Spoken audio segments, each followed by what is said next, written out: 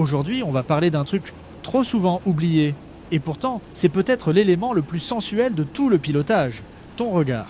Oui, la façon dont tu observes la piste, comme si tu la touchais sans la toucher. Parce qu'en karting de location, ton regard, c'est un peu ton premier contact. Avant d'accélérer, avant de freiner, avant de tourner. Tes yeux, eux, ils sont déjà partis.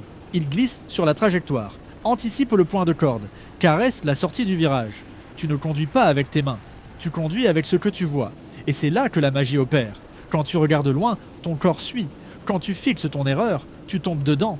Mais quand tu laisses ton regard attirer le kart, tu deviens fluide, précis, presque, naturel. Si tu veux vraiment progresser, pense à t'abonner. Le reste, c'est du détail. Mais le regard, c'est la fondation. Imagine, tu arrives dans un long droite. Si tu regardes trop près, tu te crispes, tu freines trop, tu bloques ton kart. Mais si tu laisses ton regard se promener loin, très loin, la trajectoire vient à toi. Tu ressens ce petit frisson, cette sensation de contrôle, comme si la piste t'accompagnait, te guidait, t'invitait à aller plus vite. Ton regard, c'est ce qui transforme une manœuvre en mouvement, un virage en danse, un pilotage en connexion. Et même sous la pression, même dans le trafic, si tu gardes ton regard propre, doux, posé, tu prends l'avantage sans forcer.